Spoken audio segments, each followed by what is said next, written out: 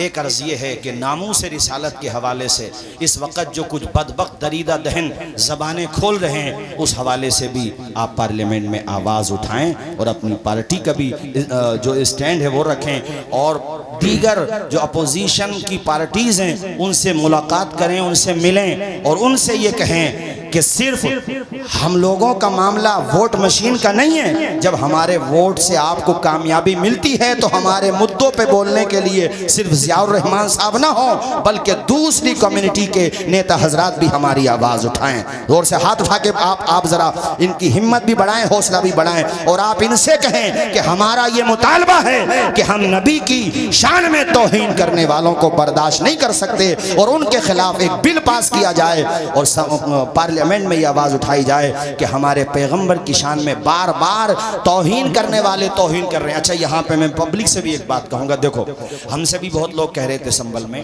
कभी रोड पे क्यों नहीं आते, एहतजाज क्यों नहीं करते। तो सुनो, जब तक हमें हमारे सांसद जी या हमारे शहर मुफ्ती या हमारे मरकज़ी मदरसे से या दीगर मदारिस से या हमारे शहर इमाम जब तक कोई गाइड न दें, महज जज्बात की रो में बाहर निकलना बेवकूफ़ी के अलावा कुछ नहीं है। ऐसा कोई काम करो जिससे पता चले कि आपको तो कुछ नहीं मिला, उल्टा आपका नुकसान हो गया। कोशिश ये करो कि ऐसे इक़दाम किए जाएँ जिसका असर पड़े, जैसे पार्लियामेंट में आवाज़ उठाई जाए, मीडिया में दबाव बनाया जाए, या हम अपने जवानों को हुजूर का सच्चा गुलाम बना करके पेश करें, ताकि हमारे गैर मुस्लिम भाई जो पॉजिटिव जहन रखते हैं वो भी देख करके कहें कि जब जलालपुर के गुलाम मुस्तफ़ा का आलम ये है तो करबला के इमाम हुसैन का आलम क्या होगा। शराबों को छोड़ें, नशे को छोड़ें, बुरी आदतों को छोड़ें और जनाबे वाला बेहयाइयों को छोड़ें, सच्चे मुसलमान बने, अच्छे मुसलमान बने। मौजूदा दौर के दिन रात बदल सकते हैं, मुल्क के फिक्र नजरियात बदल सकते हैं, तुम बदल जाओ तो हालात बदल सकते हैं। सुभान अल्लाह, सुभान अल्लाह। तो जो ये इशारा करें वो हमें करना, अपनी तरफ से कुछ नहीं करना। अभी देखो, आपने देख लिया होगा शहजाद अली साहब के पूरे मकान को जो तकरीबन मेरे ख्याल से 10-12 करोड़ रुपए की लागत से, तो ऐसे हालात को सामने रखते हुए जो ये हमें गाइड करें, जिस तरीके से हमें ये कानूनी एतबार से हमें मशवरा दें, हमें उसी एतबार से चलना कि नहीं चलना। तो ये मैंने इनसे कहा है कि आप हमारे लिए, सबके लिए और अपने लिए भी हमारे नबी की अज़मत के हवाले से पार्लियामेंट में आवाज़ उठाएं, और हमें उम्मीद है कि इंशाअल्लाह आवाज़ उठाएंगे। जोर से बोलो इंशाअल्लाह आवाज़, इंशाअल्लाह इंशाअल्लाह इंशाअल्लाह। तशरीफ़ लाएं माशाअल्लाह। नारे तकबीर, नारे रिसालत, नारे हैदरी, नारे गौसियत, मसलके आला हज़रत हज़रत अल्लामा मुफ्ती हम्माद रज़ा साहिब क़िबला, ख़तीब हिंदुस्तान हज़रत अल्लामा मुफ्ती हम्माद रज़ा साहिब क़िबला, ख़तीब हिंदुस्तान माशाअल्लाह। अल्लामा मुफ्ती अभी हमारे अजीज़ फारूक रज़ा साहब के भी कलाम ने बस इमरान भाई अजीज़ उतना ही रखो कि दिल बहल जाए, इतना भी ना चाहो किसी का दम निकल जाए।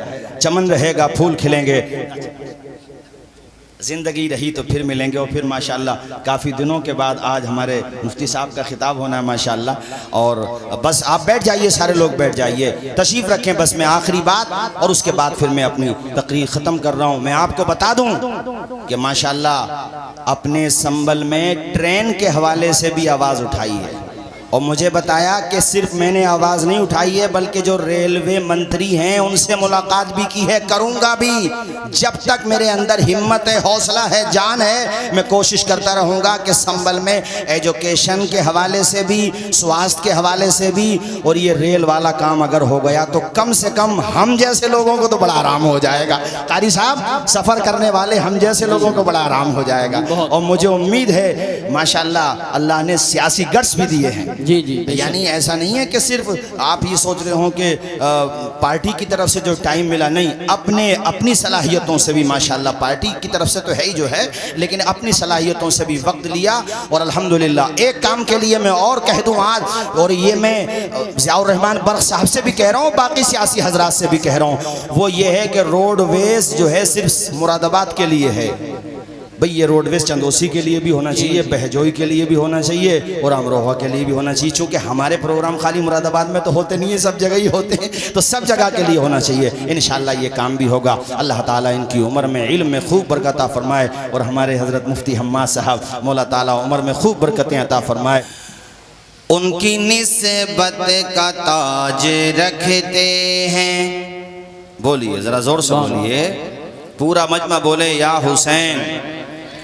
उनकी निस्बत का ताज रखते हैं, हर मरज का इलाज रखते हैं। उनकी निस्बत का ताज रखते हैं, हर मरज का इलाज रखते हैं। खौफ क्या हो हमें यजीदों से, खौफ क्या हो हमें यजीदों से, हम हुसैनी मिजाज रखते। सुभान अल्लाह, बेशक हक। करबला की जो सबसे बड़ी बात है वो ये है कि जालिम कितनी ही तादाद में हो, तादाद मत देखो, हक देखो। बेशक तादाद तो उधर ज्यादा थी भाई, 72 का क्या मुकाबला 22,000 से, क्या मुकाबला। करबला की जंग ने ये सिखाया कि क्वांटिटी मत देखो, क्वालिटी देखो। वाह वाह वाह वाह। तादाद उधर है और हकीकत के जज्बात इधर हैं, आपकी निगाहों के सामने है। यहां पर आपकी तवज्जो इस तरफ मबजूल कराना चाहता हूं। वाह वाह। अरे माइक की आवाज तो आपको आ रही है ना? हाँ, लाइट गई है, कोई बात नहीं है, लाइट भी आ जाएगी है? आप लोग मत चले जाना अंधेरे का फायदा उठाकर। चलिए झूम के बोलिए या हुसैन। जरा हाथों को बुलंद करके बोल दें या हुसैन। माशाल्लाह। मेरे इमाम ने मैदाने करबला में जब खुतबा दिया तो आपके खुतबे का एक एक लफ्ज बड़ा तारीखी और बड़ा कीमती था, क़यामत तक रहेगा। उसमें कारी साहब खास तौर पे इमाम आली मकाम ने ये जुमले भी कहे कि भाई मैं खुद तो आया नहीं हूँ, आप लोगों ने खुतूत लिखकर मुझे बुलाया है। अब तवज्जो करें जरा, खुतूत लिखने वाले कौन थे, किन्होंने बुलाया? यहाँ पर बाज लोग ये कहते हैं कि मदीने से सहाबा साथ क्यों नहीं गए, उन्होंने क्यों रोका? उनकी अपनी राय थी, उनका अपना मशवरा था कि कूफा के लोग धोखेबाज हैं, दगा दे देंगे। वो उन्होंने रुखसत पे अमल किया और हमारे इमाम हुसैन ने अजीमत पे अमल किया। बेशक बेशक। उनकी राय थी कि वो धोखा देंगे। अच्छा, हुआ भी ऐसा ही। जिन्होंने बुलाया था वो या तो घरों में जाके छिप गए या फिर यजीदी फौज में शामिल हो गए। तो जिस तरह यजीद मुजरिम है, यजीदी फौज के कारिंदे मुजरिम हैं बेशक, उसी तरह खुतूत लिखकर बुलाने वाले और धोखा देने वाले भी तो मुजरिम हुए कि नहीं? बेशक बेशक। यहाँ बुलाया हमें जलालपुर वालों ने और साथ न दें तो क्या कहा जाएगा? भाई यही धोखेबाज कहा जाएगा। जो साथ देंगे तो वफादार कहा जाएगा। एक साहब को मैं सुन रहा था, चूंकि नेट का ज़माना है आजकल, ये समझ लो जैसे मैं क्या जुमला बोलूं, छोड़ो रहने दो। अब सबके पास एक जरिया आ गया है सोशल मीडिया का, तो अब ज़रूरत थोड़ी है सनद की या है किसी चीज़ की ज़रूरत नहीं है। अब तो बस वो है ना कि क्या शेर कारी साहब, वो आज जाहिल भी हैं आलिम का लिबादा ओढ़े, ऐसे मुल्लाओं से ईमान बचाए रखना। तो उन्होंने खुतूत लिखे, खुतूत लिखने के बाद बुलाया और साथ नहीं दिया। तो वो एक साहब कह रहे थे वो साथ क्या देते, हालात ही इतने खराब थे, वहां कोई जान को खतरे में थोड़ी डालते। मैंने कहा हजरत हुर ने अपनी जान को खतरे में डाल के दुनिया भी कामयाब कर ली और आखिरत भी कामयाब। वाह वाह वाह वाह, सुभान अल्लाह सुभान। हजरत हुर तो उसी साइड में थे, अरे थे कि नहीं थे बोलो? मगर उन्होंने फैसला लिया कि नहीं लिया? तो ऐसे इनको लेना चाहिए था जिन्होंने खुतूत लिख करके बुलाया था। इनमें के तारीख़ तबरी के मुताबिक 13 अफराद बड़े बड़े मनसबों पे जाके फाइज हो गए यजीदी फ़ौज में। और मेरे इमाम ने ना, और ये कौन लोग थे मुझे नाम लेने की ज़रूरत नहीं है। देखो दो तरह के लोग पाए जाते हैं दुनिया में, तीसरी तरह के हम और आप हैं जो हक़ वाले हैं, अहले सुन्नत व जमात। एक वो हैं जो यजीद को बचाते हैं। हमने कहा तुम भी मुजरिम हो, एक वो हैं जो कूफा के शियों को बचाते हैं, जिन्होंने खत लिखा। हमने कहा मुजरिम तुम भी हो, इसलिए कि बुलाना और धोखा देना वो भी मुजरिम, और जिन्होंने कत्ल का इरादा किया करने आए वो भी मुजरिम, दोनों मुजरिम। और हम दोनों को गलत मानते हैं। हम अगर सही मानते हैं तो हुसैन इब्ने अली को और आपका साथ देने वालों को मानते हैं। सुभान अल्लाह, माशाअल्लाह। मेरे इमाम ने नाम ले ले करके कहा, ए हिजार इब्ने अबजर, नाम लिया आपने। ए शबस बिन रिबई, आपने नाम लिया। ए यजीद बिन हारिस, आपने जनाबे वाला नाम लिया। ए कैस बिन आशास, क्या तुमने मुझे खुतूत नहीं लिखे थे? क्या तुमने लेटर्स नहीं लिखे थे? क्या तुमने यहाँ से हमारे पास को अपने खुतूत नहीं भेजे थे कि इमाम आइए हम आपका साथ देंगे? साथ देना तो छोड़ो, तुम हमारे दुश्मनों के खैमों में खड़े हो। इनमें से एक को तो इतना बड़ा मनसब मिला कि फौज के मैसरा या मैमना का उसको चीफ बनाया गया। मेरे इमाम ने कहा था, जालिमों, हमें बुलाया, बुला करके धोखा दिया, उन्हीं में शामिल हो गए। मेरे इमाम के खिताब का एक एक लफ्ज ऐसा था कलेजे चीर देने वाला। ये शेरे खुदा का बेटा था, फसाहत और बलागत इनके नाखून के पोरों से चमक टपकती है। अरे वो तो शेरे खुदा का डायरेक्ट बेटा है। अरे जो कई वास्तों से बेटे हुए, जो हसनी सैयद भी हैं, हुसैनी सैयद भी हैं। एक तरफ से उनका सिलसिला इमाम हसन तक जाता है और दूसरी तरफ से उनका सिलसिला इमाम हुसैन तक जाता है। नाम है अब्दुल कादिर जिलानी, लक़ब है गौसे आजम। खुदा ने ऐसी फसाहत और बलागत से नवाजा था, जब खिताब फरमाते थे तो सिर्फ जमीन वाले खिताब नहीं सुनते थे, आसमान के फरिश्ते भी उनका खिताब सुना करते थे। सिर्फ इंसान खिताब नहीं सुनते थे, जिन्नात भी खिताब सुनते थे। कई पुश्तों के बाद जब उनकी नस्ल में पैदा होने वाले अब्दुल कादिर जिलानी की फसाहत और बलागत का ये आलम है, तो इमाम हुसैन की फसाहत का आलम क्या होगा, उनके खिताब का आलम क्या होगा, उनके खुतबे का आलम क्या होगा। मेरे इमाम खिताब कर रहे हैं, कह रहे हैं, ए यजीदियो, अरे कूफा के धोखाबाजो, कान के पर्दे खोल के सुनो। तुमने मेरे खानवादे के लोगों को शहीद किया है, मेरे अली अकबर को शहीद कर दिया, मेरे कासिम बिन हसन, अबू बकर बिन हसन, अबू बकर बिन अली जो मेरा भाई, हजरत अब्बास बिन अली, जाफर बिन अली, अब्दुल्ला बिन अली, अल्लाह आपका भला करे जनाबे वाला, ये नाम मैं आपको बता रहा हूँ। हजरत उमर बिन अली, उस्मान बिन अली, आप नाम बताते जा रहे हैं। मेरे खानवादे के 17 अफराद शहीद हो चुके हैं। इमाम ने कहा सबको लगा लो 71। मैं तुमको अब भी समझा रहा हूँ, ए यजीदियो, मुझे कत्ल करने से बाज आ जाओ, इसलिए कि अगर आज तुम्हारे हाथ मेरे खून से रंगीन हो गए, कयामत तक तुम्हारा नाम लेने वाला कोई पैदा नहीं। बेशक बेशक मिटा दिए जाओगे, सफ़े हस्ती से तुम्हारा नाम मिट जाएगा। तुम्हारे पास दौलत बेशक हो सकती है, मगर 4 आदमियों में बात करने के काबिल नहीं रहोगे। इमाम खिताब फरमा रहे हैं, क्या मैं तुम्हारे नबी का नवासा नहीं हूँ? क्या तुम मुझे पहचानते नहीं हो? रुए ज़मीन पर आज की तारीख में कौन है जो मुझसे ज़्यादा बड़ा मर्तबा रखता हो? नबी का नवासा आज की तारीख में अगर रुए ज़मीन पर कोई है तो वो तन्हा हुसैन इब्ने अली है। ए यजीदियों, मान जाओ। ये साथियों, दिलों पे मोहरें सबत हो चुकी थी, लग चुकी थी, जानते हुए भी कैसी गलती कर रहे थे।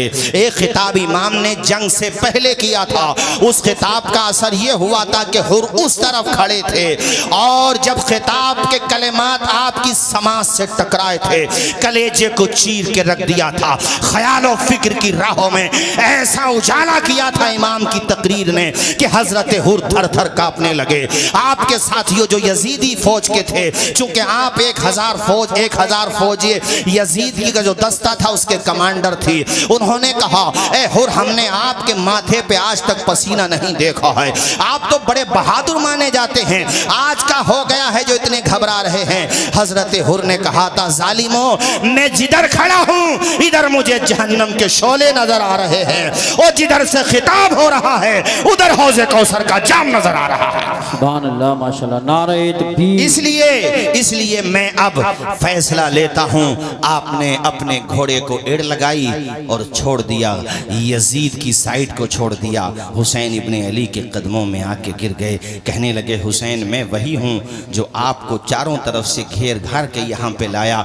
खुदा की कसम मुझे बिल्कुल अंदाज़ा नहीं था कि ये जालिम इस हद तक चले जाएंगे। ऐ इमाम मेरी गलती को माफ़ कर दें, रहमतुल लिल आलमीन के आप नवासे हैं, मुझे उम्मीद है कि आप माफ़ कर देंगे। इमाम ने बाजू पकड़े उठाया, कलेज सीने से लगाया। कसम मत का हुर्रन, ऐ हुर तेरी माँ ने तेरा नाम हुर रखा है। हुर आज़ाद को कहते हैं। तेरी माँ ने तुझे आज़ाद किया है, आज मैं तुझे जहन्नम के शोलों से आज़ाद कर रहा हूँ। माशाल्लाह सुभान अल्लाह। माशाल्लाह हमारे शहर संभल की सियासी शख्सियत और बहुत खुश अखलाक बुलंद अखलाक शख्सियत मोहतरम ज़ियाउर रहमान बर्क साहब, ये उनकी मोहब्बत है। हालांकि अभी वो रिसेंटली दिल्ली से भी आए हैं, लेकिन उनकी मोहब्बत जलालपुर वालों ही से नहीं है बल्कि अल्हम्दुलिल्लाह पूरे इलाके से है, पूरे खित्ते से है। और मैं आपको बताऊं, अभी मैं गया भी था दिल्ली मिलने के लिए, तो बहुत फ़िक्रमंद थे अपने संभल के लिए, और अपने संभल के लिए काफ़ी कोशां भी रहते हैं। और मुझसे कह रहे थे कि हज़रत आप यकीन मानिए इंशाअल्लाह मैं संभल को एजुकेशन के फील्ड में भी, स्वास्थ्य के फील्ड में भी और रेलवे के फील्ड में भी इंशाअल्लाह बड़ा काम करके दिखाऊंगा। ज़ोर से बोल दो ज़रा इंशाअल्लाह। आप हजरात भी इस्तक़बाल कर लो ज़ियाउर रहमान साहब का माशाअल्लाह। और हमें उम्मीद है कि जिस तरह, अच्छा तशरीफ ला रहे हैं माशाल्लाह, एक कुर्सी ले लो ज़रा, कुर्सी ले लो। अच्छा ठीक, आइए खाना खा के इंशाल्लाह आएंगे माशाल्लाह। पिछले साल भी गुज़िश्ता साल भी पूरी रात बैठी थे, इंशाल्लाह आज भी वो टाइम देंगे। और माशाल्लाह आपने खिताब भी सुना पार्लियामेंट में 3 या 4 मरतबा एक ही मानसून सत्र में अल्हम्दुलिल्लाह। और मैंने पूछा भी कि भाई, कहा अल्हम्दुलिल्लाह खुद से सेटिंग करके मैंने कर लिया माशाल्लाह। तो बर्क साहब का पूरा असर है अल्हम्दुलिल्लाह, पूरा असर है। अल्लाह ताला से दुआ है हम सब की, आप सब की, अल्लाह ताला इनको खूब हिम्मत और हौसला दे, और इनके ज़रिए से सिर्फ हमारे संभल के पसमानदा हजरात की आवाज़ बुलंद न हो बल्कि पूरे भारत के मजलूमों की आवाज़ बुलंद हो। आमीन। ज़ोर से आमीन बोलिए सारे लोग, बुलंद आवाज़ से बोलिए आमीन। तो मैं ये अर्ज़ कर रहा था, बात यहाँ से निकली कि हज़रत हुर ने जब ये अपनी माफ़ी चाही तो इमाम हुसैन ने उनसे कहा तेरी माँ ने तुझे आज़ाद नाम दिया है, मैं तुझे आज जहन्नम से आज़ाद कर रहा हूँ। एक वो खिताब हुआ था और एक आखिर में खिताब, दिल पे क्या असर पड़ा, मोहर लग चुकी थी। खैर इमाम के सामने जब ये पूरी सूरत हाल थी तो आपने कहा आओ मेरे मुकाबले में, कौन है जो मेरा मुकाबला करे। तो उधर से तमीम इब्ने कहतबा नामी एक मुल्क शाम का बड़ा नामी गिरा पहलवान आया और वो मुकाबला करने के लिए जैसे मैदान में आया उसने अनाप शनाप जो भी उसके मुंह में आया वो कहता चला गया। मेरे इमाम ने उससे कहा ए जालिम, जंग बातों से नहीं होती है, तू हमला कर, मैं तेरे हमले का जवाब देता हूँ। बातों बातों में वो ये कह बैठा ए हुसैन, तुम मेरे सामने अभी बहुत छोटे हो, मुझे जंग का बड़ा तजर्बा है और मैं बड़ा माहिर हूँ, मैं फ़नूने हर्बो ज़र्ब में महारत रखता हूँ। मेरे इमाम से वो कहने लगा कि मैं मुल्क शाम का शेर हूँ। उसने जब शेर का नाम लिया तो हुसैन इब्ने अली ने फरमाया तो मुल्क शाम का शेर है, तेरे सामने जो खड़ा है वो खुदा के शेर का शेर है। वाह वाह वाह, सुभान। जरा जोर से बोलो, वो खुदा के शेर का, वो खुदा के शेर का शेर है। सरवरे अंबिया से कह दूंगा, जाके मैं मुस्तफ़ा से कह दूंगा, मुश्किलों सामने से हट जाओ वरना मुश्किल कुशा से कह दूंगा। बोलो नारे हैदरी या अली, सारा मजमा हाथ उठा के या अली बोले, नारे हैदरी या अली, जोर से नारे हैदरी या अली। आपने जब कहा अरे तेरे सामने जो खड़ा है वो खुदा के शेर का शेर है, मुकाबला कर, उसने हमला किया। शेर खुदा के बेटे ने ऐसा पलट के वार किया कि एक ही वार में तमीम इब्ने कहतबा के हाथ से तलवार छूट भी गई और बीच में से टूट भी गई। बेशक बीच में से देख रहे हो भाई कारी साहब, अभी प्रोग्राम बीच में है, फाइनल स्टेज पे नहीं है। जी जी। और कुर्सियां सब फुल हो गई। इससे अंदाज़ा हुआ कि जलालपुर वालों को भी पूरे इलाके से मोहब्बत है और पूरे इलाके को भी जलालपुर से मोहब्बत है। जी माशाअल्लाह। हमारे इमदाद भाई हों, इमरान भाई हों, अब्बास भाई हों या तमाम भाई हों, यहाँ तो भाई भाई है माशाअल्लाह। अहमदाबाद में भी जलालपुर की बड़ी भाईगिरी है माशाअल्लाह है। अल्लाह सलामत रखे। अल्लाह शाह अहमदाबाद के लोग वहाँ बैठ के सुन रहे हैं और जो यहाँ मौजूद हैं वो यहाँ सुन रहे हैं। अल्लाह इन्हें खुश रखे। हमारे पूरे इलाके के जितने युवा वहाँ जाते हैं, अच्छी आदतें लेकर के आओ वहाँ से, जो अच्छे हैं माशाअल्लाह, लेकिन बुरी आदतों से दूर रहो। ठीक है कि नहीं भाई? हाँ, तवज्जो फरमाइए हजरात। मेरे इमाम ने ऐसा वार किया कि एक ही वार में तमीम के हाथ से तलवार छूट भी जाती है बीच। अच्छा, वो भी समझ गया कि अब मैं क्या करूं। इमाम ने फरमाया तलवार उठा ले, वरना दुनिया कहेगी कि हुसैन ने निहत्ते को मार दिया। अब वो क्या कर पाता। पहुंचा दिया इमाम हुसैन ने वहीं पर जहां पे उसको पहुंचना चाहिए था। उसके बाद कई अफराद ये के बाद दीगर आते रहे जलालपुर और आसपास, पूरे दूर दराज से आए हुए मेरे भाइयों, एक एक करके तो ये सब आ जाते। मेरा ईमान कहता है हुसैन तने तनहा सबको काफ़ी हो जाता। कुत्तों की आदत होती है कि चारों तरफ से हमला कर दिया एक शेर पे, कोई तीर से, कोई तलवार से, कोई खंजर से, कोई भाले से। इतने ज़ख्म लगे मेरे हुसैन के कि पुश्ते फर, चूँकि मुझे करबला के बाद के वाक़यात भी बयान करने, इसलिए मैं सीधा सीधा उसी तरफ चलता हूँ कि आप पुश्ते फ़रस से ज़मीन पे तशरीफ़ लाए, मगर सजदे की हालत में हैं मेरे इमाम। दुनिया वालों को पैगाम दे रहे हैं, ज़माने वालों गवाह रहना, नमाज मेरी कज़ा नहीं है। बेशक। जलसा करने वालों, अभी हमारे डॉक्टर आशकार साहब आए हुए हैं रुकनुद्दीन सराय से, मेरे बड़े भाई हैं माशाल्लाह, बड़ी मोहब्बत रखते हैं मुझसे। उन्होंने कहा कि इशा की नमाज जमात से पढ़ी तो कह रहे थे 2 सफ़े थीं, उसमें आधे नमाजी थे। तो ये सिर्फ मैं यहाँ की शिकायत नहीं कर रहा हूँ, हर जगह की। जलसा बाद में है, नमाज पहले है। नमाज की अदायगी फ़र्ज है, समझ रहे हैं कि नहीं आप? जलसा हो तो जलसे का रिज़ल्ट भी आना चाहिए। और मैं ये बात ख़वातीन से भी कहूँगा कि ये भी 5 वक्ता नमाज पाबंदी से पढ़ा करें, और आप लोग भी 5 वक्ता नमाज पाबंदी से पढ़ा करें। हुसैन इब्ने अली को तो देखो, दुनिया से जा रहे हैं, सजदे तो सबने किए, तेरा अलग अंदाज है, तूने वो सजदा किया जिस पर नबी को नाज है। ऐसा किया हुसैन ने सजदा नमाज में, सजदा नमाज में, ऐसा किया हुसैन ने सजदा नमाज में, जैसे झुका हो सब्र का काबा नमाज में, काबा नमाज में। अल्लाह अल्लाह, पूरा बदन लहू, जनाबे वाला पूरे बदन से लहू रस रहा है, मगर फातिमा का बेटा आखिरी सजदा करके दुनिया वालों को पैगाम दे रहा है, मेरे नाना जान के उम्मतियों, देखो नमाज कज़ा न करना। नमाज की अहमियत को मेरे इमाम ने बताया, सुभान अल्लाह की शान के साथ बताया।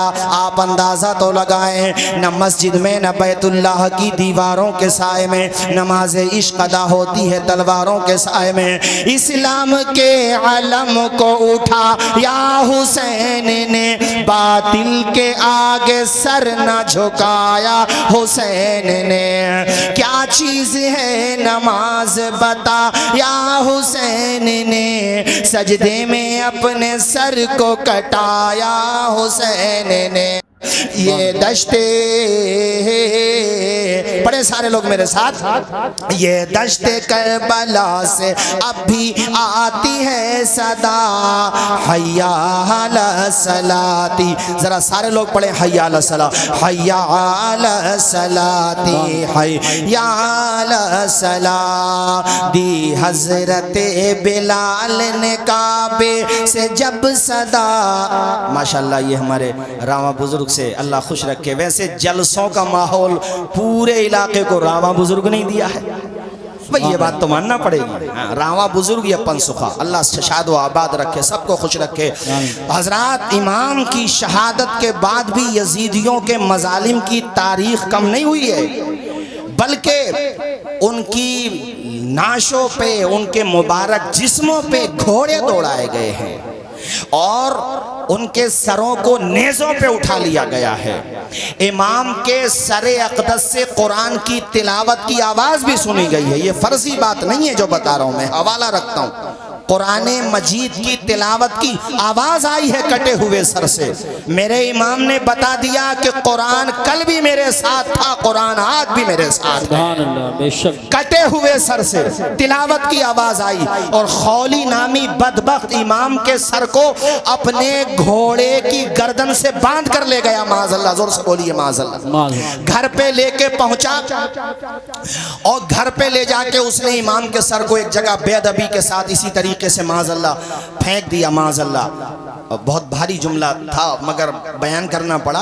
उसकी बीवी मुहिब अहले बैत थी, वो फातिमा ज़हरा से मोहब्बत करने वाली थी, वो कनीज़े फातिमा ज़हरा थी, वो कनीज़े सैयदा ज़ैनब थी। उसकी निगाह पड़ी सरे इमाम पर, उसने अभी चेहरा नहीं देखा है चूंकि ठग दिया था उस जालिम ने। उसने पूछा, है मेरे शौहर, ये किसका कटा हुआ सर लाया है? कहने लगा, पहले मुझे खाना लगाओ। उसने कहा, नहीं नहीं, पहले मुझे बता कि ये तू सर किसका लाया है। ज्यादा बीवी ने इसरार किया तो खौली ने जैसे ही नाम लिया उस औरत के तन बदन में आग लग गई। उसने कहा, बदबख्त है जालिम, अगर तू मेरा शौहर न होता तो तेरी गर्दन को मैं आज तेरे तन से जुदा कर देती। तुझे पता है इनका मकाम क्या है?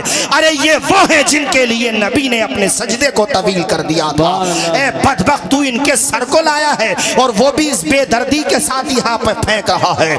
अब मैं तेरे खाने का ख्याल नहीं करूंगी, अब तू अपना काम दे। वो बदबख्त अपना काम में लग गया, खाना वाना खाने लगा। ये सीधा गई इमाम आली मकाम के सरे अक़दस को एक साफ कपड़े में लिया और आपकी जुल्फों पे जो गर्दो गुबार लग गया था रास्ते में, और जंग करते हुए उसने अपने दुपट्टे, साफ सुथरे कपड़े से दुपट्टे से उसको साफ किया, फिर आपके माथे को साफ किया, आपके पूरे चेहरे को। उस औरत का बयान है, खुदा की कसम, लोगों के वो सर जो तन से जुदा होते हैं, उन सरों में और चेहरों में वो रौनक नहीं होती है जो नबी के नवासे के कटे हुए चेहरे के अंदर रौनक है। बेशक नारे तकबीर, नारे रिसालत, नारे हैदरी, नारे गौसियत, मसलके आला हज़रत। औरत कहती है, मैंने इमाम के सरे अक़दस को एक तश्त में रखा और उसके बाद मैंने बड़ी इज्जत के साथ अपने घर पर जो सबसे अच्छी जगह थी वहां पे रखा। मेरा शौहर बदबख्त खौली जाकर के तो सो गया, अपनी कमीनगाह में जाकर के सो गया, मगर मैं पूरी रात इमाम आली मकाम के चेहरे की ज़ियारत करती रही। मुअर्रिखीन ने लिखा है, और जनाबे वाला वो औरत कहती है, मैंने शबे दैजूर के सन्नाटों में देखा, पूरी दुनिया में अंधेरा हुआ था मगर सरे इमाम आली मकाम तक आसमान से नूर ही नूर बरस रहा था। सुभान अल्लाह, माशाअल्लाह। और क्यों न बरसे, हमारे इमाम ने यूं ही तो नहीं कहा है। क्या कहा है इमाम ने? तेरी नस्ले पाक में है बच्चा बच्चा। जरा जोर से बोलें। अजीज़ मौलाना सलीम साहब माशाअल्लाह, किधर चले गए माशाअल्लाह, ये देखने में बड़े सीधे सज्जन है माशाअल्लाह, मगर बड़ा अच्छा मुताला हमारे मौलाना सलीम साहब माशाअल्लाह। पढ़िए मेरे साथ झूम के जरा। तेरी नस्ले पाक में है बच्चा बच्चा नूर का, तेरी नस्ले पाक में है बच्चा बच्चा नूर का, नूर का। तू है ऐने नूर तेरा, तू है ऐने नूर तेरा, सब घराना नूर का। बोलो, सब घराना। जैसा अकीदा है वैसी आवाज आना चाहिए, सब घराना, जोर से, सब घराना। वो औरत कहती है, मैं पूरी रात इमाम आली मकाम के सरे अक़दस और आपके चेहरे मुबारक की ज़ियारत करती रही। दिन निकला, अच्छा, फिर ये सर जो है अलग, जितने भी शोहदा के सर थे, ख़ास तौर पे इमाम हुसैन सैयद शोहदा का सर, कूफा का जो गवर्नर था जिसका नाम उबैदुल्लाह इब्न ज़ियाद है, उसके दरबार में जब पहुंचा, कारी साहब लिखा हुआ है कुतुब तवारीख़ में कि उबैदुल्लाह इब्न ज़ियाद के हाथ में एक छड़ी थी। छड़ी मतलब समझते हो नहीं, छड़ी, तो वो इमाम के लबों पे उस छड़ी को मारने लगा, मतलब इस तरीके से, और उसके मुंह में जो जुमले आ रहे थे वो मैं नकल भी नहीं कर सकता।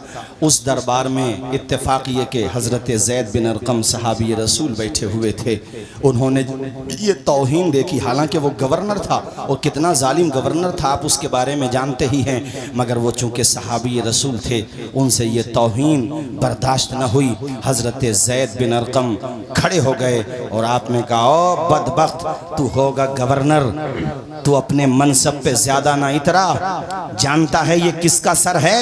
ए बदबख्त, इन लबों पे तू छड़ी मार रहा है। मैंने अपने माथे की आंखों से देखा है कि मैं राज के दूल्हा इन लबों को चूमा करते थे। गवर्नर, उसको ये लगा मेरी इंसल्ट हो गई, मेरी तौहीन हो गई। और अल्लाह वाले किसी जालिम हुक्मरान से नहीं डरते, किसी ताकतवर से नहीं डरते, वो साफ साफ ऐलान कर देते हैं कि आपके सर पे जो ये ताजे हशम रखा है, हम फकीरों ने इसे ज़ेरे कदम रखा है।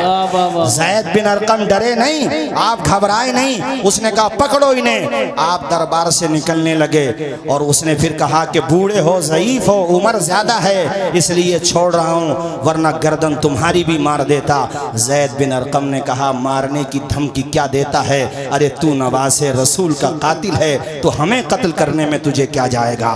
कत्ल कर दे, मगर ज़बान से निकलेगा तो हक निकलेगा नबी का। सहाबियों, गलत बात नहीं करूंगा, जरा जोर से बोलो सुभान अल्लाह। क्या बेहतरीन जवाब दिया हजरत ज़ैद बिन अरक़म ने। मर्द हक बातिल के आगे माथा सकते नहीं, सर कटा सकते हैं लेकिन सर झुका सकते नहीं। सुभान अल्लाह, सुभान अल्लाह। हजरत ज़ैद बिन अरक़म दरबार से बाहर आ गए।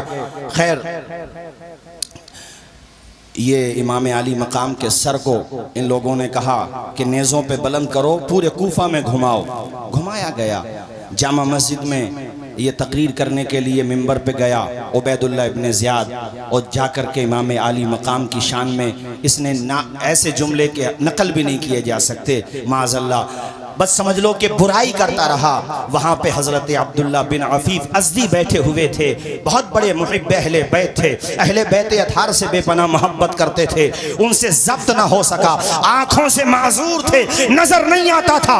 उन्होंने कहा, कूफा के लोगों, खुतूत लिख के तुमने बुलाया और ये कुत्ता तुम्हारे मिंबर पर बैठ के बकवास कर रहा है, और तुम्हारी आँखों में रोशनी भी है, मगर दिल अंधे हो चुके हैं। तुम सब चाहो तो इसकी जान भी ले सकते हो, मगर बहरे हो गए हो, अंधे हो गए हो, हिम्मत नहीं तुम्हारे अंदर। मैं आंखों से माजूर हूं, मगर ये तौहीन हुसैन की बर्दाश्त नहीं कर सकता।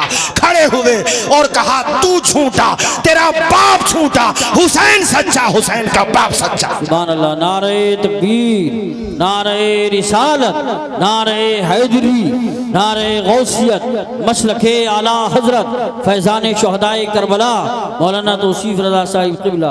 गवर्नर का मतलब उस जमाने का चीफ मिनिस्टर, बल्कि प्राइम मिनिस्टर समझ लो पूरे कूफा का, जिसके हाथ में पूरा लॉ एंड ऑर्डर होता था, सब कुछ होता था। अरे उसने कहा, सारे नमाजियों के सामने एक अंधा आदमी, उसने अपनी भाषा में कहा, एक नाबीना आदमी मेरे बारे में ऐसा बोलेगा? कहा पकड़ो इसे। उसके फौजी जैसे ही हजरत अब्दुल्ला बिन अफ़ीफ़ अज़दी को पकड़ने के लिए दौड़े, तो उनके जो कबीले के लोग थे वो भी सामने से आ गए। वो समझ गया कि अब यहाँ पे जंग आराई हो जाएगी, महाज खुल जाएगा, बात लंबी पड़ जाएगी। उसने अपने फौजियों को इशारा किया कि रहने दो। उस वक़्त मामला ठंडा हुआ, मगर सब अपने अपने घरों पे चले गए। फिर किसी और दिन या फिर उसी रात में किसी और दिन जब उसको मौका मिला, हजरत अब्दुल्ला बिन अफ़ीफ़ अज़दी जो माजूर थे, नाबीना थे, ओ लोगों, किसी नाबीना को नाबीना समझ के हकीर न समझना। हकीकत में तो नाबीना वो है कि आंखों में नूर हो और मुस्तफ़ा की अजमत को ना देखता हो। हकीकत में बहरा वो है कि उसकी कानों में समात की ताकत है, मगर वो कुरान की तिलावत न सुनता हो। वो इंसान जिसकी आंखें अगरचे नाबीना है, मगर दिल मुस्तफ़ा की मोहब्बत में चूर है, हुसैन की मोहब्बत में चूर है, अहले बैत की मोहब्बत में चूर है, वो सहाबा की मोहब्बत भी रखता है साथ में। ओ भाइयों, तो वो नाबीना होकर के भी अल्लाह रसूल को प्यारा होता है। अफीफ हजरत अब्दुल्ला बिन अफीफ अज़दी को इसके लोग गिरफ्तार करके ले गए और इसने कहा कत्ल कर दो। हजरत अब्दुल्ला बिन अफीफ अज़दी को भी कत्ल कर दिया जाता है। ओ साथियों, जुल्म रुकता नहीं है इन लोगों का। ये बातें बहुत हैं, बस तेजी से सुनते चलिए। ये सब यानी सरों को और फिर काफिले वालों में कौन कौन है? हजरत ज़ैनब हैं, हजरत फातिमा बिनते हुसैन हैं। फातिमा इमाम हुसैन की बेटी का नाम भी फातिमा है, बड़ी बेटी का नाम फातिमा है। और मैं आपकी मालूमात के लिए बताऊं कि हजरत इमाम हुसैन की छोटी बेटी का नाम सुकैना है, जिसको हम और आप आसानी के लिए, तलफ़ुज़ में आसानी के लिए सकीना बोल देते हैं। वो छोटी बेटी हैं।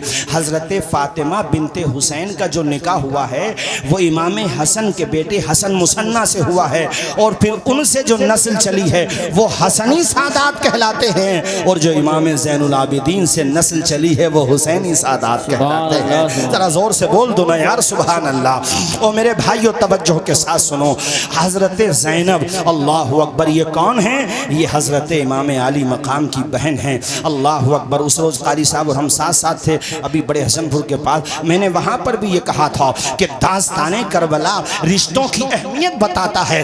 भाई भाई में कैसी मोहब्बत होना चाहिए। अब्बास अलमबरदार से पूछो, अबू बकर बिन अली से पूछो, हजरत उस्मान बिन अली से पूछो। ये बाप शरीक भाई हैं, माँ शरीक और बाप शरीक भाई। हजरत इमाम हसन थे जो शहादत सिर्री के दर्जे पे फाइज हो चुके थे।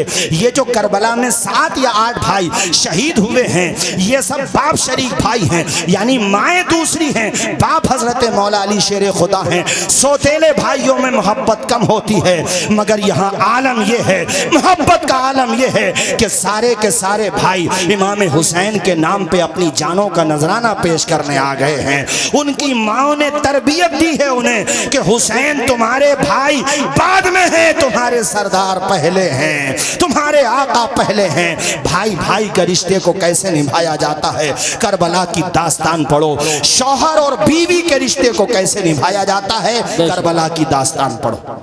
सुभान अल्लाह, सुभान अल्लाह। तेजी के साथ कारी साहब, शहर बानो यज़्दगर्द की बेटी हैं, बादशाह की बेटी हैं, और हजरत उमर फारूक आज़म के दौर में वो आई थी। और उस वक़्त हजरत उमर फारूक आज़म ने कहा था ये शहजादी है, तो उन्होंने कहा भी इसका शहजादे ही से होगा। कितने नादान हैं वो लोग जो मोहब्बत अहले बैत का झूठा दावा करें और हजरत उमर के बारे में बकवास करें, हजरत अबू बकर उस्मान के बारे में बकवास करें। उन्हें तो इतनी मोहब्बत है कि हजरत शहर बानों के लिए रिश्तों की लाइन लगी हुई है, मगर हजरत उमर ने कहा नहीं नहीं ये शहजादी है, तो उन्होंने कहा इसका शहजादे ही से होगा। सबने कहा हुजूर किससे होगा, कि आपके बेटे से होगा? कहा नहीं, अली के बेटे हुसैन से होगा। जरा जोर से बोलो ना यार सुभान अल्लाह, और मचल के बोलो जोर से सुभान अल्लाह। वो शहर बानो बादशाह की बेटी, और देखो मैदान करबला में वफ़ा की कैसी तारीख़ रकम कर रही हैं। अल्लाह अकबर। बहन का रिश्ता भाई से कैसा होता है, ज़ैनब से पूछो, और भाई का रिश्ता बहन से कैसा होता है, हुसैन इब्ने अली से पूछो। अल्लाह अकबर। दरबार में जब यजीद के, ये मैं बहुत तेज़ी से दिमश्क और फिर उसके बाद चूँकि मदीना शरीफ वापसी, और फिर बाद में इन यजीदियों का अंजाम क्या हुआ, कैसे चुन चुन के मारे गए, और आज तक यजीद ये सर न उठा सकी। आज कोई यजीद से मोहब्बत करने वाला भी हो तो वो अपनी निजी महफिलों में यजीद का दिफा कर सकता है, उसके अंदर ये हिम्मत नहीं कि खुल के मैदान में आ जाए, और कोई खुल के मैदान में आ भी जाएगा तो जलील होके जाएगा, वो रुस्वा होके जाएगा। जब यजीद के बेटे मुआविया ने अपने बाप की खिलाफत को ठोकर मार दी तो औरों का हाल क्या होगा। ऐ लोगों तवज्जो फरमाइए, यजीद के बेटे का नाम भी मुआविया था। तवज्जो फरमाइए हजरात, मैं ये अर्ज कर रहा था आप लोगों से कि दरबार में जब पहुंचे यजीद के दरबार में, तो वहां पर सैयदा ज़ैनब ने जो खिताब किया है, आपने फरमाया था ए यजीद, मेरे भाई को कत्ल करने के बाद ये ना समझना कि मेरे भाई हुसैन का जिक्र ख़त्म हो जाएगा, मेरे ख़ानदान का जिक्र ख़त्म हो जाएगा। याद रखना तेरा नाम चंद दिनों तक बाकी रहेगा, मेरे भाई का नाम क़यामत तक बाकी रहेगा। वो जन्नती जवानों के सरदार हैं, लिहाजा चर्चा उनका, जहां फर्श पर रहेगा वहां अर्श पर भी रहेगा, जन्नत में भी रहेगा। ऐ जालिम कान के पर्दे खोल के सुन, ऐसा खिताब किया था हजरत ज़ैनब ने पर्दे की ओर से कि नाना के नवासे ने मुसल्ला नहीं छोड़ा, सर तन से जुदा हो गया, सजदा नहीं छोड़ा, दरबार में बोली भी तो लहजे में अली के, ज़ैनब ने किसी हाल में पर्दा नहीं। सुभान अल्लाह माशाअल्लाह। ऐसा नायाब खिताब किया था हजरत सैयदा ज़ैनब ने। हजरत नौमान इब्ने बशीर, ये जो कूफा के गवर्नर थे पहले, जिनको माजूल कर दिया था यजीद ने, जिनकी जगह उबैदुल्लाह इब्ने ज़ियाद को बिठाया था, नौमान इब्ने बशीर को बुलाया गया। फिर नौमान इब्ने बशीर के साथ इस खानवादे को मदीना शरीफ भेजा गया। और मदीना शरीफ जब ये खानवादा पहुंचा है, अल्लाह अकबर कबीरा, उस मंजर को ना पढ़ा जा सकता है कमा हक़्क़हू, ना सुना और सुनाया जा सकता है। बस इतना समझ लीजिए कि क़यामत सुग़रा एक वो थी जो करबला में बपा हुई, करबला के बाद भी जो पूरे रास्ते में। और अब जब मदीना शरीफ ये काफ़िला पहुंचा है, अहले मदीना सरहद पे आ गए थे मदीना शरीफ की, और सबकी निगाहें तलाश करती थी नवासे रसूल को। अल्लाह अकबर, कोई आँख ऐसी न थी जिसमें आंसू न हो, कोई दिल ऐसा न था जिसमें आंसुओं का पैमाना न छलक रहा हो।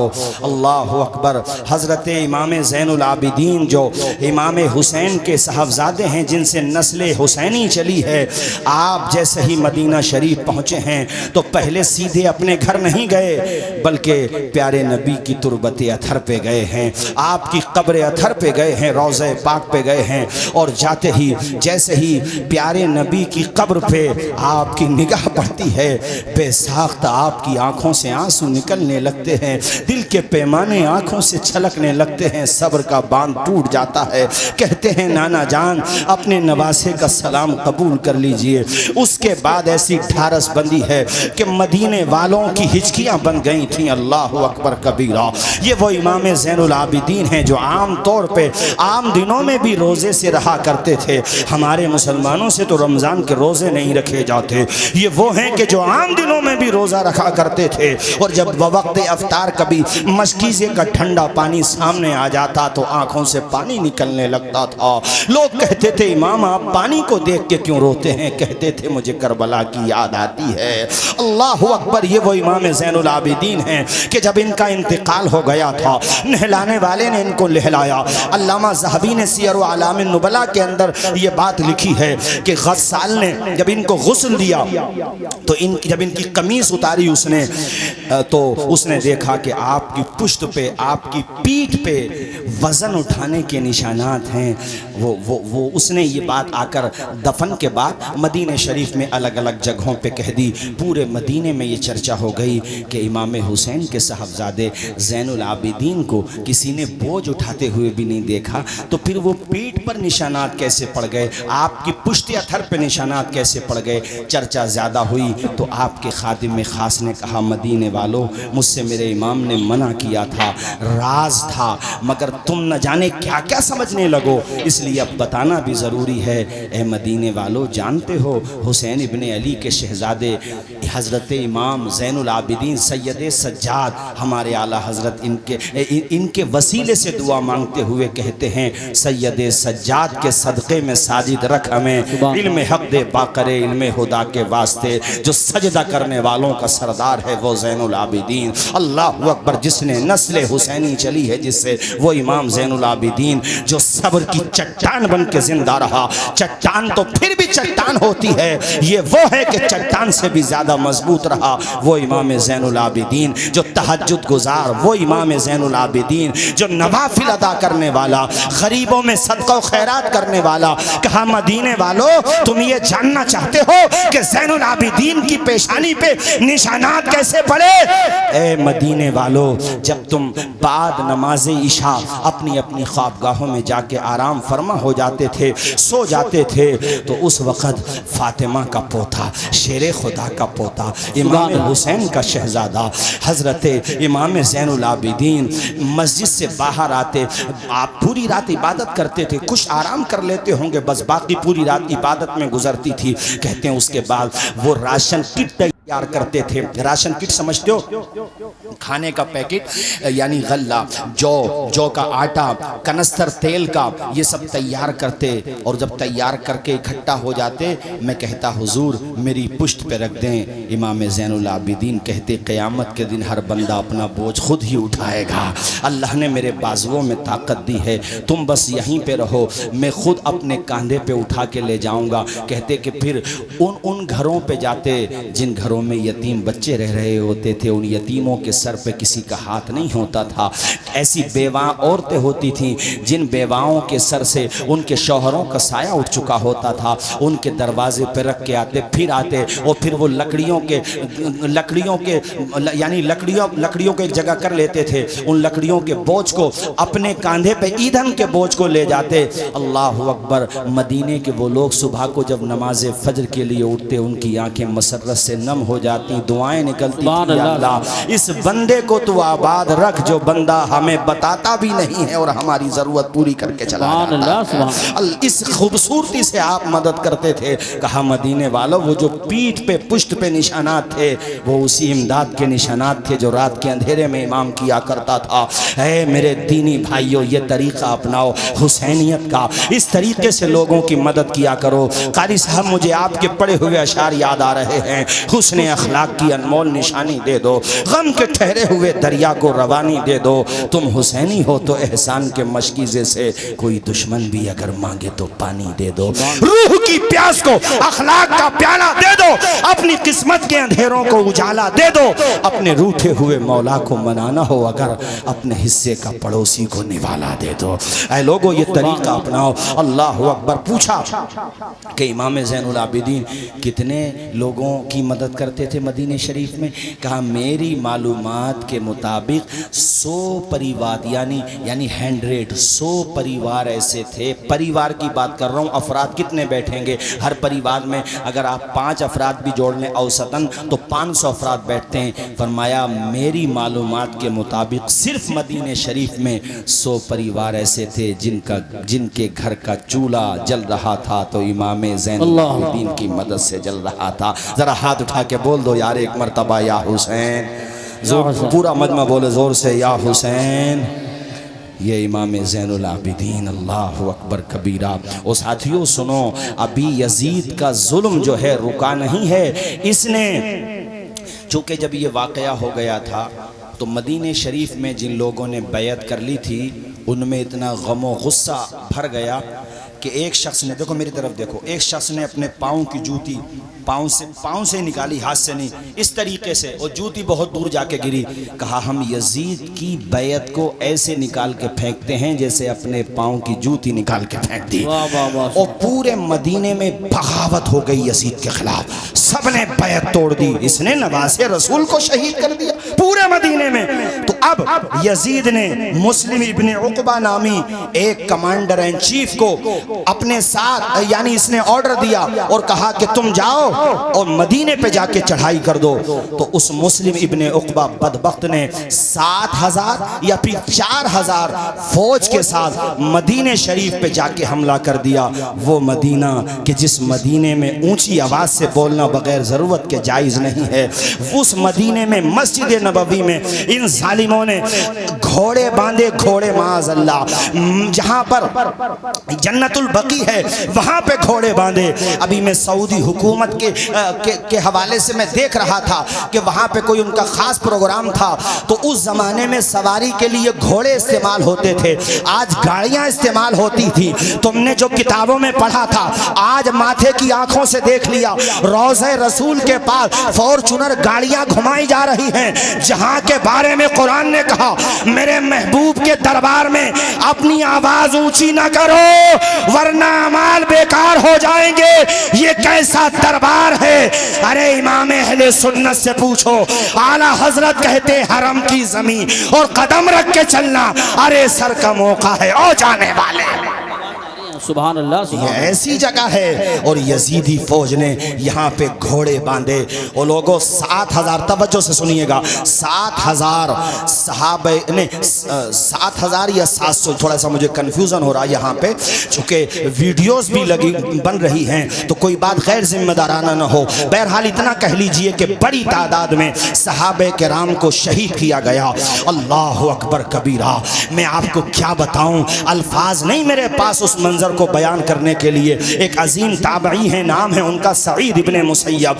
वो वहीं पे ऐसे ही पागलपन का, वो पागल नहीं थे मगर वो यजीदी फौज को वो ये चाहते थे कि मस्जिद नबवी में आज़ान तो होती रहे। इन जालिमों ने घोड़े बांध दिए हैं, आज़ान भी बंद हो गई है, 3 दिन हो गए हैं, मस्जिद नबवी में जमात से नमाज नहीं हुई है। तो ऐसा ना हो कि नमाज ही ना हो, इसलिए वो पागल बन के वहाँ पे यानी दिखावे के लिए उनको भी यजीदियों ने गिरफ्तार कर लिया। मगर जब उन्होंने इस तरह की हरकतें की तो कह रही तो पागल है, इसको छोड़ दो। अब यहाँ तो मैं मिशकात शरीफ की एक हदीस शरीफ सुनाता हूँ, जिसे हवाला न मिले वो मुझसे आकर के पूछ ले।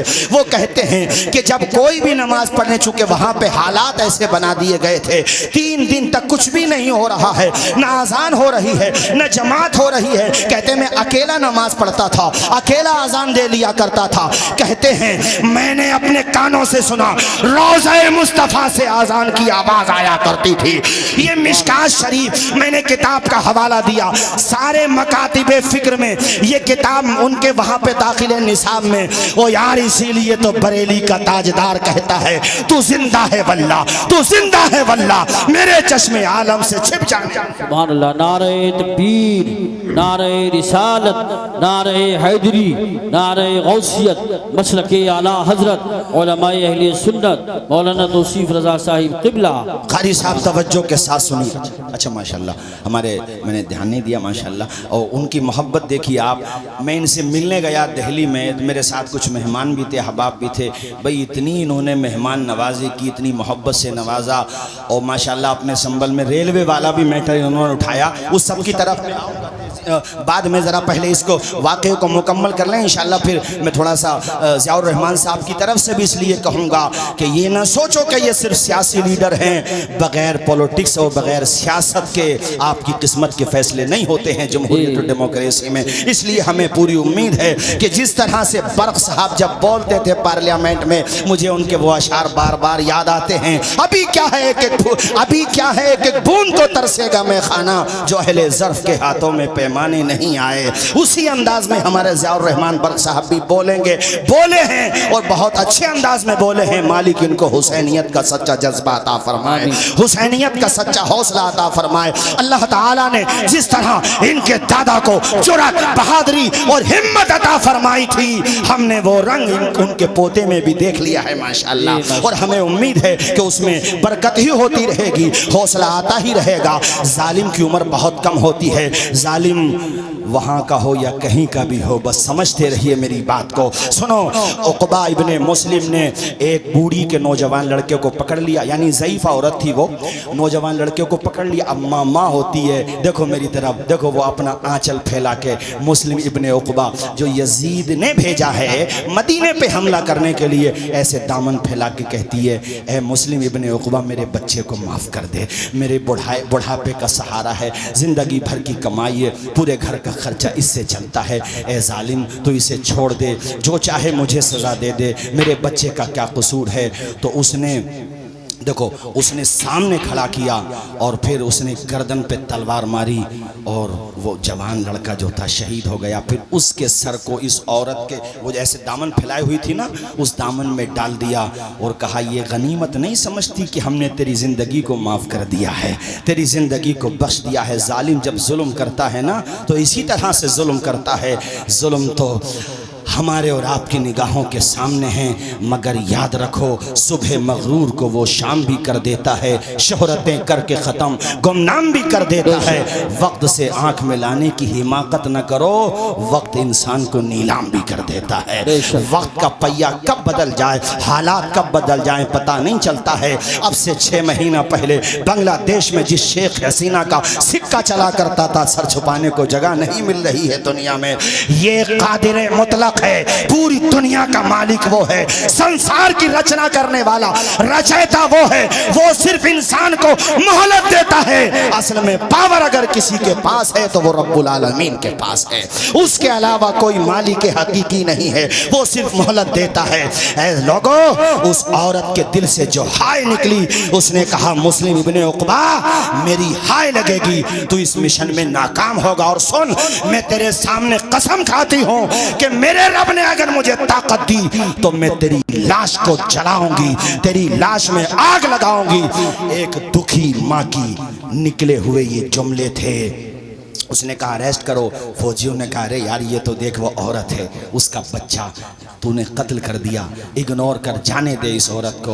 वो औरत डरी नहीं। ये औरत भी जब बहादुरी पे आ जाए ना तो मेरे साथियों फिर कहानियाँ पढ़ो तुम सहाबियात की, दास्तानें पढ़ो सहाबियात की। ये औरत जब बहादुरी दिखाती है तो ऐसी बहादुर माओ की कोख से सलाहुद्दीन अय्यूबी जन्म लेते हैं।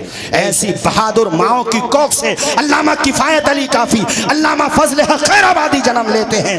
वो ऐसी बहादुर माओ की कोख से मौलाना शौकत अली और मौलाना जौहर अली के जिनको जब अंग्रेजों ने अरेस्ट किया और आकर के रामपुर में उनकी माँ को किसी ने बताया अरे तुम्हारे तो दोनों बेटों को ईस्ट इंडिया यानी ब्रिटिश गवर्नमेंट ने अरेस्ट कर लिया है, तो उस माँ ने मुसल्ला बिछाया, 2 रकत नमाज पढ़ी, कहा सजदे शुक्र अदा किया है कि मेरे बेटों ने आज जिंदगी में कोई बहादुरी का काम किया है।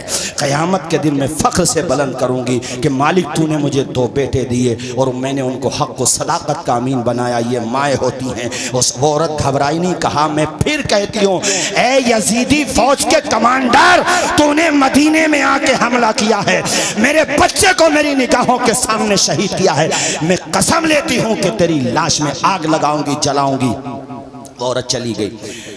ये मदीने को ताराज करके, मदीने में हमला करके मक्का शरीफ की तरफ जा रहे थे। रास्ते में खुदा का अज़ाब आया और मुस्लिम इब्ने उक़बा पे फालिज गिर गया। फालिज समझते हो? फालिज। और ऐसा भयंकर फालिज कि रास्ते ही में डेथ हो गई इसकी और इसको वहीं पे दफना दिया गया। मदीने शरीफ और मक्का शरीफ के बीच में रास्ते में कहीं पे इसकी डेथ हुई, वहीं पे इसको दफना दिया गया। इसके बाद इब्ने नुमैर नामी एक शख्स फौज का कमांडर बना। खैर वो फौज तो मक्का शरीफ चली गई। इस औरत को किसी ने जाके बता दिया कि ए औरत तेरी दुआ कबूल हो गई, तूने उसके बारे में जो रब से कहा था।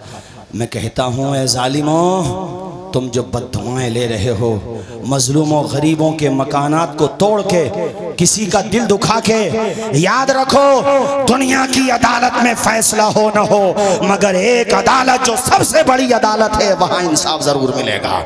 जरा जोर से बोलो ना यार, सुभान अल्लाह बोलो, बेशक जरूर इंसाफ मिलेगा। हमें रब की जो सबसे बड़ी अदालत है वहाँ पे इंसाफ ज़रूर मिलेगा, यकीन रखो। मैंने एक वीडियो देखा था अभी, शायद आप लोगों ने भी देखा होगा। कोई अधिकारी है और वो अपने मुल्क का नहीं है, वो शायद पड़ोसी मुल्क का है, शायद मुझे ऐसा लगा भाषा से। तो एक औरत के शौहर का इंतकाल हुआ, वो गवर्नमेंट जॉब में ही था उसका शौहर भी। तो वही औरत ये चाहती थी मुझे पेंशन मिले, इसके बाद जो पैसे हैं वो मुझे मिल जाए। तो उसके शौहर के दोस्त के पास या उसी के किसी उस डिपार्ट से जुड़े हुए किसी अधिकारी के पास वो औरत गई।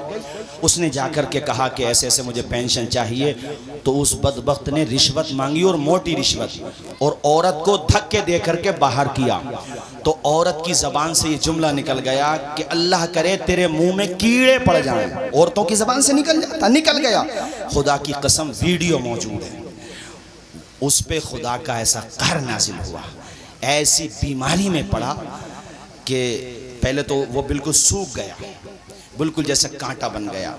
और मैंने वीडियो में देखा कि वो अस्पताल में एडमिट है और डॉक्टर ने जब उसका होंठ ऊपर किया ना, ऊपर वाला होंठ और नीचे वाला होंठ, तो होंठ के अंदर दोनों तरफ, यानी नीचे वाले होंठ में भी और ऊपर वाले होंठ में भी, खुदा की कसम छोटे छोटे कीड़े उसमें साफ नजर आ रहे हैं। कैसी बद्दुआ लगी है। डरना चाहिए अल्लाह के खौफ से, अल्लाह के गजब से और उसकी पकड़ से डरना चाहिए। किसी मजलूम की हाय नहीं लेना चाहिए, किसी कमजोर को सताना नहीं चाहिए। बेशक वो रस्सी को ढील देता है, मगर कुरान में ये भी कहता है इन्न बत्श रब्बिका लशदीद, बेशक तुम्हारे रब की पकड़ बहुत सख्त है। वो ढील देता है नमरूद को, तो नमरूद कहता है मैं खुदा हूं, मगर जब पकड़ता है तो विकलांग मच्छर से काम तमाम कर देता है। बोलो हाथ उठा के करता कि नहीं करता? जोर से बोलो। हैं? करता है। हमारी बेबसी पे यूं न इतराओ चमन वालो, गुजरनी एक दिन सर से तुम्हारे भी कयामत है। ज़ियाउर रहमान साहब ने भी पढ़ा माशाल्लाह। अल्लाह खूब उन्हें बरकत अता फरमाए। बस 5 मिनट फिर मैं ख़त्म करता हूँ अपनी तकरीर। भाइयों, उस औरत को पता चल गया कैसे ऐसे उसकी डेथ हो गई, मर गया वो, तो अपने घर वालों के या जिसके भी साथ बहरहाल वो उस जगह पे पहुँच गए। उसने कसम ली हुई थी मुझे आग लगानी है। मुस्लिम इब्ने उक़बा की कब्र पे वो पहुँची, कब्र को खोदा, बरगे थे तो बरगे हटाए, नहीं थे तो नहीं हटाए, ये कह लो यार। कब्र को खोदा तो वो सब ने कहा कि इधर को देखो, पहले सर की तरफ को। जब कफन हटाया, जोर से बोलो क्या हटाया, आवाज आए सारे लोग, क्या हटाया? जब कफन हटाया तो एक सांप उसकी गर्दन में लिपटा हुआ पाया, जिसका फना मुंह के अंदर था और वो उसको डस रहा था। अल्लाह की पनाह, अल्लाह से डरना चाहिए इंसान। तो कुछ भी नहीं है, सिर्फ एक मोहलत पे टिका हुआ है। वो जब चाहेगा, जहाँ चाहेगा, जैसे चाहेगा तेरी रूह निकाल देगा। तेरी औकात क्या है इंसान? जैसी ये ज़मीन है 7 ज़मीनें और हैं, जैसा ये आसमान है उसके अलावा 6 आसमान और हैं। बग़ैर पिलर के छोटा सा लेंटर नहीं डाल सकते। मेरे खुदा ने कितना बड़ा आसमान का शामियाना तान दिया है बग़ैर पिलर के। उसकी कुदरत से डर, उसके गजब से डर। संवैधानिक कुर्सियों पे बैठने वालों, इंसाफ करो। इंसाफ तुम नहीं करोगे तो याद रखो इबरत का निशान बना दिए जाओगे। मजलूमों की दुआएं रायगा नहीं जाएंगी, अपना असर जरूर दिखाएंगी। याद रखो इस बात को। और ये मैं आप सबसे भी कहता हूँ, देखो कभी किसी की इतनी जमीन पे भी अपनी नीयत खराब मत करो। इतनी बेशक। देखो मेरी तरफ देखो, इसको क्या बोलते हैं आप लोग? बालिश बोलते हैं, बोलते हैं बिलान भी कहते हैं हम लोग अपनी देहाती भाषा में। हुजूर फरमाते हैं कोई किसी की एक बालिश्त जमीन पे नाहक कब्जा कर ले। कितनी बताई मैंने? सारे लोग बोलो जरा। एक बालिश्त जमीन पर नाहक कब्जा कर ले, अल्लाह के पैगंबर फरमाते हैं क़यामत के दिन उसकी गर्दन में 7 ज़मीनों को तोक बना के डाल दिया जाएगा।